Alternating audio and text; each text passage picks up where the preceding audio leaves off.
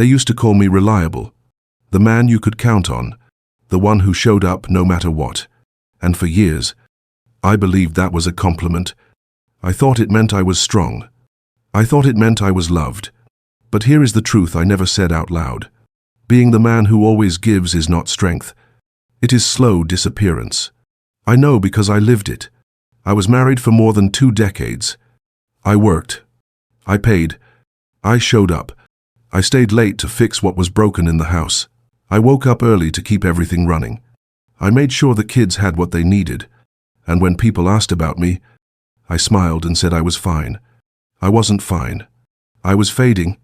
The worst part was this. No one noticed. Not my wife. Not my kids. Not the friends I bent over backwards for. No one asked if I was okay. Because the man who gives the most is rarely checked on. That is the invisible cost of always giving. When you are the one who remembers birthdays, who drives across town to help a friend move, who makes dinner even when you are tired, you start to believe effort will be rewarded. You think loyalty will be noticed. You imagine that showing up will protect you. But over time, something shifts. The more you give, the less it matters. The more consistent you are, the more invisible you become. I can still see myself at Thanksgiving dinners. The house smelled of turkey and pie. Relatives filled every chair. Everyone talking, laughing, plates full. I was the one carving the meat, pouring the wine, making sure every plate was served before I sat down. And yet, not once did anyone pause to look at me.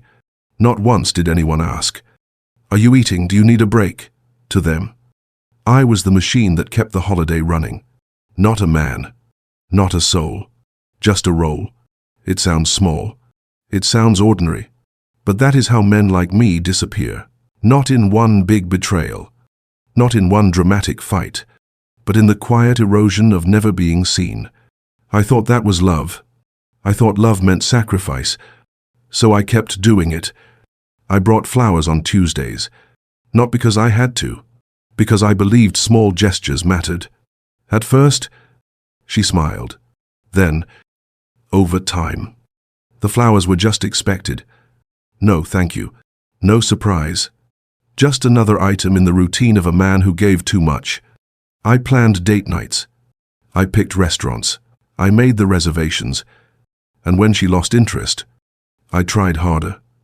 I thought if I just gave more, the love would return. But giving without return is not love. It is self-erasure. You stop existing as a person. You become a service. And here is the cruel irony.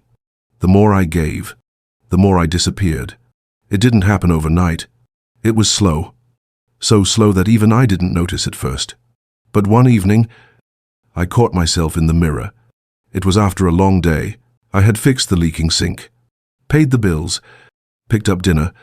Everyone was fed. Everyone was fine. But the man in the mirror looked hollow, eyes tired, smile forced. And in that quiet reflection, I asked myself something I never had the courage to ask before. If I disappeared today, would anyone truly miss me, or would they just miss the things I did for them? That question haunted me. Because deep down, I already knew the answer. They wouldn't miss me. They would miss the version of me that served them. The man who filled their plates. The man who signed the checks. The man who stayed silent so everyone else could be comfortable. That realization broke something inside me. But it also woke something up. Because once you see that truth, you can never go back. You stop believing that sacrifice is love.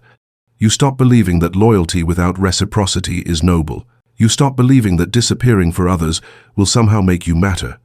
That was the beginning of the end. The moment I realized I had given so much away, there was nothing left for me. And when a man reaches that point, he only has 2 choices. Keep giving until nothing remains, or step back into the silence and rebuild from scratch. I chose silence, not because I hated them, not because I hated love, but because I finally understood what it was costing me. Silence was not loneliness. It was protection. And that choice, that first step into solitude, is what changed everything. I didn't break with a shout. There were no slammed doors, no shouting match that shook the walls, no scene anyone could point to and say, "That's when he gave up." I broke in silence. It started small. I stopped sending good morning texts. No one noticed. I stopped planning Friday nights out. They assumed I was just busy. I sat at the dinner table without speaking. No one asked why. The truth is, I had already become a ghost in my own story. I was there. I paid bills. I drove the kids. I did the chores. But the man inside me was gone. That is the quiet way men disappear. Not in explosions, but in slow withdrawal, in the little silences that pile up until there is nothing left but emptiness. I remember one night more clearly than any other. The kitchen smelled of roasted chicken. The table was full. Everyone ate quickly, then scattered to their rooms. I stayed behind, clearing plates, washing dishes, stacking leftovers in the fridge. When I finally sat down, the table was empty except for crumbs. I poured myself a glass of water and just stared at the quiet room. And that question returned like a knife. Would they miss me? Or just the things I do? I felt the answer settle heavy in my chest. They wouldn't miss me. They would miss the servant version of me, the reliable one, the man who carved the turkey, paid the mortgage, kept the house running. Not me, not the soul inside. That realization was my breaking point. Not rage, not rebellion, just clarity. When you see the truth, you cannot unsee it. The next day, I stopped explaining. I stopped checking my phone for replies that never came. I stopped offering more of myself to people who never noticed when I was empty. And here is what happened. Nothing. No one called to ask if I was okay. No one came to check if I needed company. No one said, "We miss you." The silence confirmed what I had feared all along. They didn't miss me. They missed the version of me that served them. That truth cut deep, but strangely, it also set me free. Because once you realize you were never truly seen, you stop begging for recognition. You stop performing for an audience that isn't even watching. You stop chasing applause that was never meant for you. That was the turning point. The moment I chose not anger, but distance. I cancelled plans that drained me. I turned off my phone on weekends. I skipped gatherings where I knew I would smile on the outside, but feel hollow on the inside. At first, the silence felt heavy. I walked around the house and it echoed too loud. I turned on the television just to fill the air. I scrolled through messages hoping someone would notice my absence. But no one did, and slowly, that silence stopped feeling like punishment. It started to feel like truth. The truth was this: I was never loved for who I was. I was loved for what I did. And when the doing stopped, so did the attention.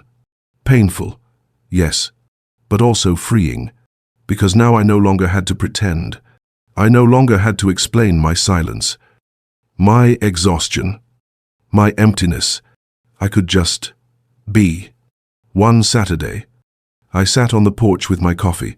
No plans, no messages, no obligations.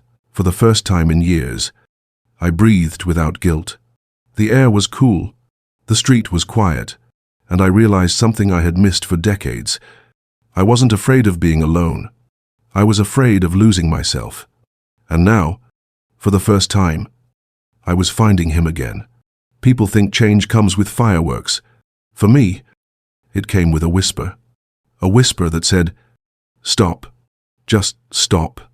So I did. I stopped chasing. I stopped explaining. I stopped proving. And in that quiet, I began to hear another voice. My own. It was faint at first, buried under years of performance. But the more I leaned into silence, the louder it grew. That was my turning point. Not a collapse, not a crisis, but a choice. A choice to stop giving until I disappeared. A choice to step back from the noise. A choice to rebuild in stillness.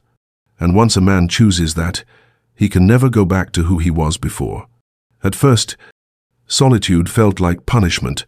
The house was too quiet. The evenings stretched too long. The mornings felt heavy without footsteps in the hallway. I would pour a cup of coffee, sit at the kitchen table, and wonder if this was all life would be from now on. An endless silence, a slow fading into the background of my own story. But something unexpected happened. The silence began to change. It started with small shifts. One morning, I opened a notebook and wrote a single sentence. Not for anyone to read, not for proof, just for me. That sentence was simple. Peace is priceless. I closed the notebook, sipped my coffee, and for the first time in years, I felt like I had spoken honestly, not to someone else, but to myself. That became my new ritual. Each morning, I wrote one line. Sometimes it was just a word, sometimes a thought that had lived inside me for years but never had a place to land. And slowly, those lines built into something more powerful than I expected. They rebuilt me. Silence was no longer punishment. It was sanctuary. In that stillness, I began to rediscover who I was before I disappeared. I remembered the music I once loved. I dusted off old vinyl records and let jazz fill the living room instead of arguments. I walked through the park, not to escape a noisy house, but to notice how leaves fall in patterns I had never slowed down to see. I cooked a meal just for myself. Steak, wine, a candle lit on a table set for one, not because I needed an audience, because I realized I deserved it. These were small acts, but they weren't empty. They were sacred. They were proof that my life didn't need applause to have meaning. And that is when I began to write a new code for myself. Not a manifesto, not rules carved in stone, but quiet lines I chose to live by. If it drains me, I decline. If it costs my peace, it's too expensive. If they don't see me, they don't deserve me. I repeated these words not out loud, but inside. Every time I felt the temptation to fall back into old patterns, when someone reached out only because they needed something, I remembered. When guilt tried to pull me back into performing, I remembered. When loneliness whispered, "Go back, at least you'll have company," I remembered. And each time I remembered, I stood a little taller, not colder, just clearer. Because here is the truth. A man who has been broken by overgiving doesn't become bitter. He becomes selective. He no longer gives himself away cheaply. He no longer offers his soul in exchange for scraps of affection. He learns that peace is more valuable than passion. And once he has tasted peace, he will never give it up again. People began to notice a change. They said I seemed distant, that I wasn't the same man anymore, that I had grown cold. But they were wrong. I wasn't cold. I was clear. I no longer rushed to fill silences. I let them breathe. I no longer begged to be understood. I let misunderstanding pass me by like traffic I didn't need to follow. I no longer tried to impress anyone, because I finally respected the man looking back at me in the mirror. That is the quiet power solitude gives a man. It strips away the noise until all that remains is the truth. And here is what I learned in that truth. I don't hate love. I don't hate women. I don't hate connection. I simply refuse to lose myself for it ever again. If love ever returns to my life, it will have to come with peace. It will have to come with gentleness. It will have to come with presence that doesn't demand I disappear again. Because I will never trade myself away for approval one more time. The irony is this. Once I found peace, I finally had the capacity to love again. Not the desperate love that chases, not the fragile love that fears abandonment, but a steady, quiet love that flows from wholeness instead of emptiness. That is why solitude didn't shrink me. It built me. I walk differently now. Slower, but steadier. I talk differently. Less, but deeper. I give differently. Not to prove my worth, but to share it.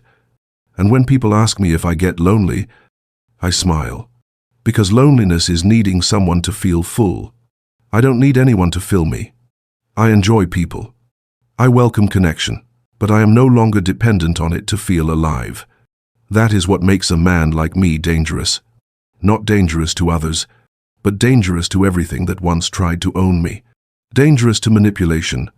Dangerous to guilt. Dangerous to the roles that demanded I give until I was empty.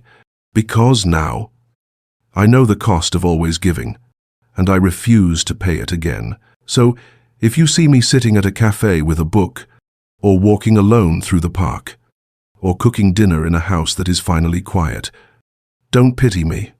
Don't mistake solitude for sadness. Don't confuse my silence with bitterness. Understand this. I am not lonely. I am aligned. I am not cold. I am clear. And that clarity is worth everything I lost, because it gave me back the one thing I needed most, myself. So if you have ever felt invisible, if you have ever given until nothing was left, if you have ever looked in the mirror and seen a hollow man staring back, hear me when I say this. Peace is not optional. It is sacred. And once you find it, protect it with everything you have. Because a man who protects his peace, a man who chooses solitude over self-erasure, a man who walks alone with clarity instead of chaos, isn't broken. He is finally free. And if you find this video good, please share this video with other men. And don't forget to subscribe to the channel to get the earliest notifications of new videos. Goodbye and see you again.